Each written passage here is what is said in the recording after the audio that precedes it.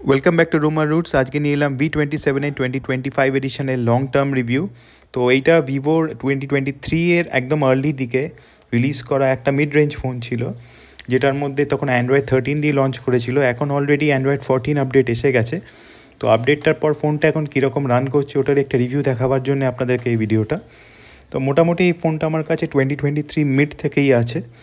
তো almost 1.5 years এটাকে use করা হচ্ছে অ্যাট এ স্ট্রেচ।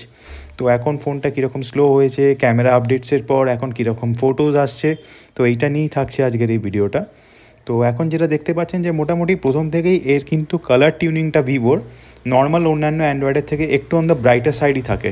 তো যার ফলে কালার্সগুলো খুবই বুস্ট করে আসে, তো যার ফলে খুব ব্রাইট কালার্স লাগে। তো এইটা একটা এর ইউএসপি বলা যেতে পারে, যে ফটোজ বরাবরই ভিভো কিন্তু মিড রেঞ্জ থেকেই মোটামুটি একটু ভালো দিকেই নেয়।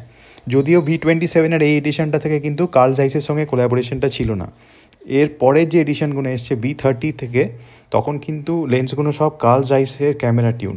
আর ওএসের দিক থেকে এখন এটাকে অ্যাভারেজ বলবো, কারণ এটাতে ফানটাচ OS 14 রান করছে অ্যান্ড্রয়েড OS 14-এ। আর রিসেন্টলি এটাকে একটা র্যাপ করা হয়েছে স্ক্রিন কার্টের একটা র্যাপ দিয়ে। তো দেখতে পাচ্ছেন একটা স্পাইডারম্যান এডিশনের একটা র্যাপ।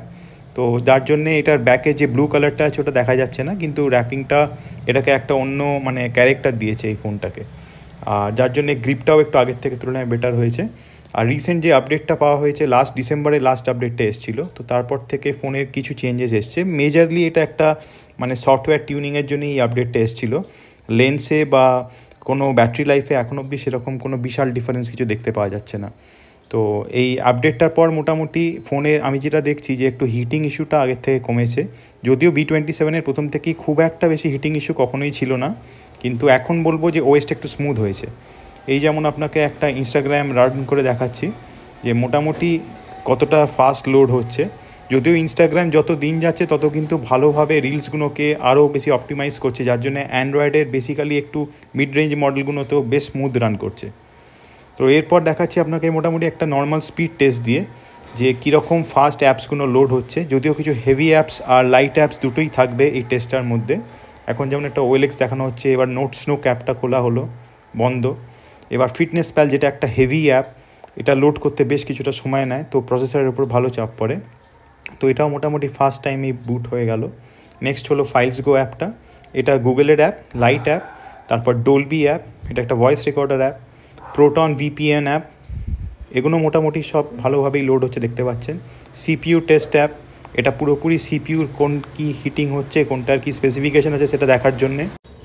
এরপর ওপেন হচ্ছে মি ফিট অ্যাপ। এই মি ফিটের সাথে আপনি এর বিভিন্ন ডিভাইসেস জয়েন করতে পারেন, তার স্কেল থেকে শুরু করে তার ফিটনেস ব্যান্ড। তো এখানে ডেটাটা আপনারা দেখতে পারবেন। এরপর টেলিগ্রাম, যেটা নর্মালি একটা লাইট সফটওয়্যারই বলা যায়, তো খুব তাড়াতাড়ি এটা লোড হয়ে গেল।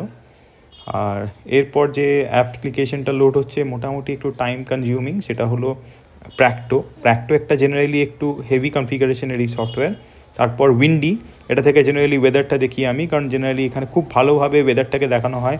উইন্ড স্পিড থেকে শুরু করে overall temperature, sea surface temperature খুব ভালো ডিটেলসে দেখানো হয়। নেক্সট হলো ওয়ালস্ট্যাক, এটা আমার ডিফল্ট ওয়ালপেপার অ্যাপ, যেটা আইফোন অ্যান্ড্রয়েড দুটোতেই ইউজ করি। তো খুব ভালো অ্যাপ্লিকেশন, এটা খুব ভালোভাবেই আপডেট হয়।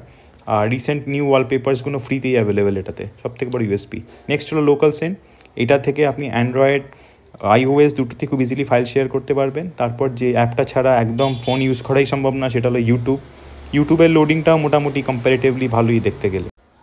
এইবার হবে আসল টেস্ট, যেখানে বাকি যে অ্যাপসগুলো এতক্ষণ লোড করলাম ওগুলোকে রিলোড করে দেখানো হচ্ছে যে কটা অলরেডি মেমোরিতে আছে বা কটা ছেড়ে দিয়েছে। যেমন ইনস্টাগ্রামটা দেখলেন আবার রিলোড হলো, ফাইলস গোটা আগেই মেমোরিতে ছিল। ফিটনেস প্যাল রিলোড হচ্ছে, তো মেমোরিতে নেই।